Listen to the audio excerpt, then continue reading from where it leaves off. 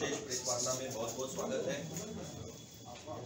आज हमारे बीच राष्ट्रीय प्रवक्ता, CWC मेंबर और अभी जो अखिल भारतीय राष्ट्रीय कांग्रेस कमेटी के महिला विंग की अध्यक्ष चुनी गई है, ऐसी अलका लांबाजी आपने उपस्थित है, वो आपको संबोधित करेगी। साथ में महाराष्ट्र प्रदेश कांग्रेस कमेटी के महिला विंग की अध्यक्षा संध्याताई सवालाखे जी है। साथ में हमारे organisation general secretary Maharashtra organisation vice president Nanabhau Gawande ji है, भावना जी है, अनिशा जी है, मुंबई प्रेसिडेंट महिला कांग्रेस। मैं अलका जी से विनती करता हूँ, ज़्यादा समय नहीं लेता हूँ, मैं अलका जी से विनती करता हूँ कि वो आपको संबोधित करें। आप सभी पत्रकार साथियों का मैं तहे दिल से धन्यवाद करती हूँ और माफ़ी चाहती हूँ देरी के लिए, क्योंकि दिल्ली में काफ़ी ठंड और फॉग की वजह से फ्लाइट लेट आई और मैं आपके बीच में आने में देरी हुई, इसके लिए माफ़ी चाहती हूँ। मकसद मेरा यहाँ पर आने का 3 है। पहला मकसद है महाराष्ट्र और मुंबई महिला कांग्रेस के संगठन को किस तरीके से हम मजबूत कर सकते हैं, उसे मजबूत करना है। उसी की चर्चा को लेकर आज हमारी बड़ी जो है कार्यकर्ता सम्मेलन कहूँ, मुंबई महाराष्ट्र की स्टेट एग्जीक्यूटिव्स कहूँ, कार्यकर्ताओं की लगातार 3 दिन अब बैठकें होंगी। मैं 3 दिन मुंबई में रहूंगी, 25, 26 और 27 तक, और हमारा मेन फोकस जो है महिला कांग्रेस को मजबूत करके हमारी जो पेरेंट कांग्रेसों से ताकत देना। दूसरा मकसद है कि देश में दूसरी यात्रा, पहली थी भारत जोड़ो यात्रा और अब यात्रा चल रही है भारत जोड़ो न्याय यात्रा। पहली यात्रा कन्याकुमारी से कश्मीर तक चली, 4000 किलोमीटर चली, जिसका नेतृत्व श्री राहुल गांधी जी ने किया। अब यात्रा पूर्व से पश्चिम चल रही है, 6713 किलोमीटर का सफर है। मणिपुर से 14 जनवरी को ये यात्रा शुरू हो चुकी है और 20 मार्च को मुंबई में इसका समापन होगा। तो आज मेरा 3 दिवसीय दौरा, हमारा फोकस रहेगा कि हम लोग जो है भारत जोड़ो न्याय यात्रा से, जो अन्याय के खिलाफ यात्रा है, जिन लोगों के साथ अन्याय हो रहा है, आवाजें सुनी नहीं जा रही, उन सबको इस यात्रा से जोड़कर न्याय दिलाने का जो राहुल गांधी जी का संकल्प है, उसके लिए हम लोग एकजुट होकर निकले हैं। तीसरा मकसद है 2024 के देश के चुनाव दहलीज पे खड़े हैं।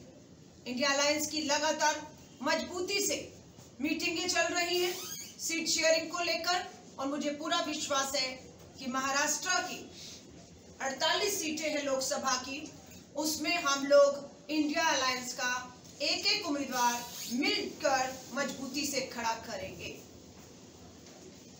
बात है कि राहुल गांधी जी ने जो यात्रा शुरू की, मणिपुर से जब शुरू हुई भाजपा की डबल इंजन की सरकार, मणिपुर 8 महीनों से चल रहा है।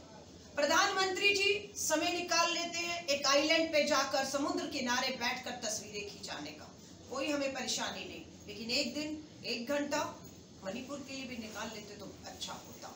उस मणिपुर में राहुल जी गए, राहत कैंपों में गए और मांग उठी कि एक यात्रा पूर्व से पश्चिम हो, मणिपुर से उसकी शुरुआत हो। हमने की, हमारी यात्रा की इजाजत, परमिशन हमें करना था कि मणिपुर की राजधानी इंफॉल से शुरू हो, लेकिन इजाजत नहीं दी गई और 30 किलोमीटर दूर हमें जगह दी गई, लेकिन हमने उसी जगह से जाकर यात्रा की शुरुआत की। राहुल जी निश्चय कर चुके थे कि हम बिल्कुल मणिपुर से यात्रा शुरू करेंगे, हमने की।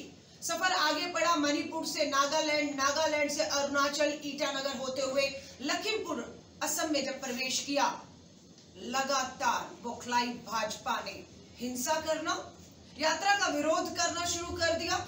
राहुल गांधी जी मंदिर नहीं जा सकते, उसको रोक लगाने की कोशिश की। राहुल गांधी जी गुवाहाटी विश्वविद्यालय के छात्रों से बात नहीं कर सकते, उस पर रोक लगाई गई। राहुल गांधी जी पत्रकारों से गुवाहाटी में वार्ता संवाद नहीं कर सकते, उस पर रोक लगाई। लेकिन राहुल गांधी जी को मंदिर जाने से रोका गुवाहाटी में, तो मंदिर के बाहर बैठ के ही बापू के भजनों के साथ रघुपति राघव राजा राम पतित पावन सीताराम के भजनों से उन्होंने वहां पर जो है अपना जो है प्रार्थनाएं की। विश्वविद्यालय नहीं जाने दिया तो विश्वविद्यालय के छात्र बाहर आए और राहुल जी से मिले। पत्रकारों से उनकी जगह पर समय तय पर नहीं इजाजत मिली, लेकिन पत्रकार वार्ता गुवाहाटी में की और पत्रकार के साथियों के सवाल लिए, जिसका इंतजार 10 साल।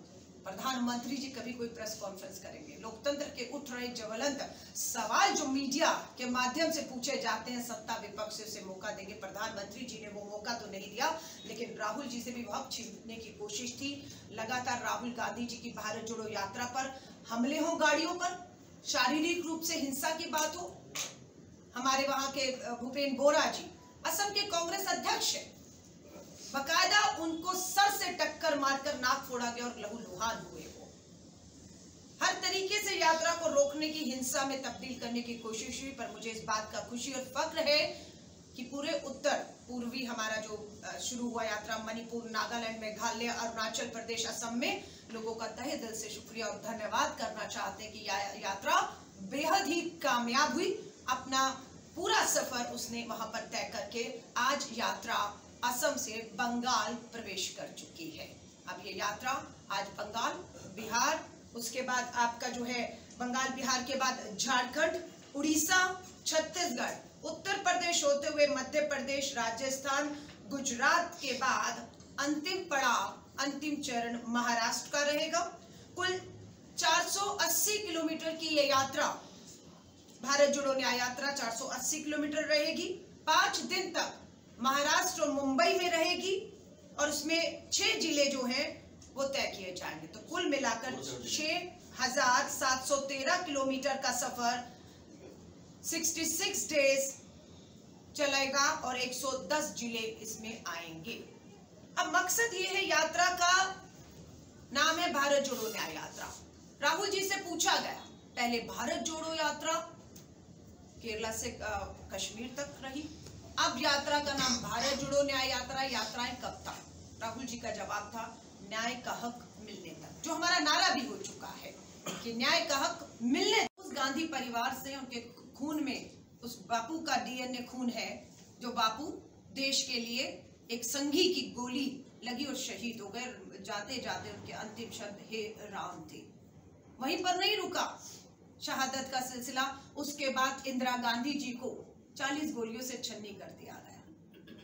उसके बाद श्री राजीव गांधी जी को श्री पेरम्बदूर तमिलनाडु में एक मानव बम से उनके, तो ये तो उनका डीएनए है। ये जेल जाने से धमका रहे हैं कि एफआईआर करेंगे और यात्रा के बाद जेल डाल देंगे। अरे वो तो कुर्बानियां दी उस परिवार ने जेल के लिए। इंदिरा जी कहें, नेहरू जी कहें, ये सब जेल गए आजादी के आंदोलन में, है ना। सो हमें मत डराएं जेल जाने से।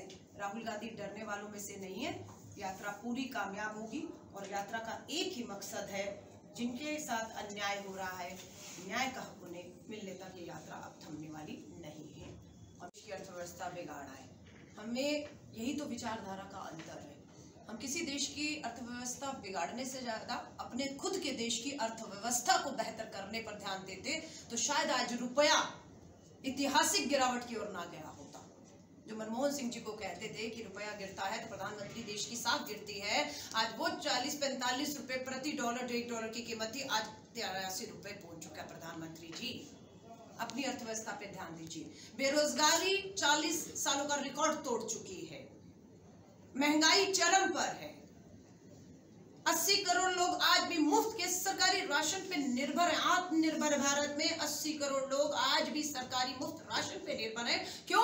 रोजगार नहीं है, महंगाई चरम पर है।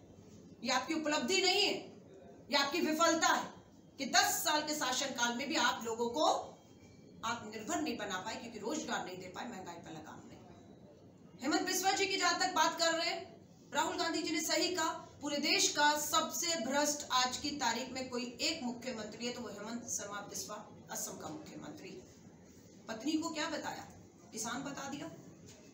केंद्र सरकार से किसान के नाम पर करोड़ों रुपया ले रही है। वो वेबसाइट है भारत सरकार की, किस तरीके से किसान का जो लाभ है उनकी पत्नी करोड़ों रुपया का ले गई और वो कहते ऐसा हुआ नहीं। तो भारत सरकार की वेबसाइट को जवाब दीजिए, पूछिए उनसे। तो सबसे ज्यादा भ्रष्ट आदमी है, कांग्रेस से भ्रष्ट थे, इसीलिए राहुल जी ने किनारा किया। ईडी के सारे मामले थे उनके खिलाफ, सारे ईडी के मामले खत्म कर दिए गए, ठंडे बस्ते में डाल दिए गए और उन्हें मुख्यमंत्री बना दिया गया। आज हेमंत शर्मा की बिस्वा की हिम्मत नहीं है कि मणिपुर जल रहा है, उसका प्रभाव कहीं ना कहीं असम पे भी आ रहा है। एक शब्द बोल दे, क्योंकि जैसे ही कोई भी एक शब्द बोलेगा सत्ता से भी जाएगा और जेल में ईडी के वापस मामले खुल जाएंगे। सो इनको जवाब देने की जरूरत नहीं है। राहुल गांधी जी जो ठान कर निकले थे, बेशक हमें हिंसा, भाजपा की तरफ से जो हिंसा हुई, विरोध हुआ है, जो खून खराबा हुआ, दुर्भाग्यपूर्ण है। पर मैं असम के लोगों का धन्यवाद करती हूँ। यात्रा पूरे 8 दिन 800 किलोमीटर से अधिक का समय पूरा असम से गुजार कर निकली, उसके लिए असम के लोगों का धन्यवाद है। अभी बहुत सी महिलाएं हैं जो बहुत लंबे संघर्ष से गुजरी हैं और उनमें वो पूरी क्षमताएं हैं और मेरी पूरी कोशिश रहेगी भारतीय राष्ट्रीय महिला कांग्रेस के अध्यक्ष के तौर पर। श्रीमती सोनिया गांधी जी इसको लेकर गंभीर है। प्रियंका गांधी जी उत्तर प्रदेश की प्रभारी थी, तो 40% बहनों को टिकट दिया, चुनाव में उतारा। मालूम था उत्तर प्रदेश है, चुनौतियां सामने है कि धन से, बल से, ताकत से, हिंसा से महिलाओं के उम्मीदवारों का चरित्र हनन तक करके उन्हें जो है हताश निराश करने की कोशिश हुई। लेकिन हमने महिलाओं को 40% प्रियंका गांधी जी ने उतारा और वो लड़ी, और वो योद्धा है, वो लड़ी। परिणाम चाहे कुछ भी हो, हमारी अभी भी कोशिश है महाराष्ट्र ही नहीं पूरे देश में अधिक से अधिक महिलाओं को, जो भी हमारी महिला अध्यक्ष है, आप तो चुनाव भी लड़ चुके हैं, आगे भी हम चाहते हैं कि लोकसभा और विधानसभा में हमारा अभी गठबंधन अलायंस की मीटिंग चल रही है।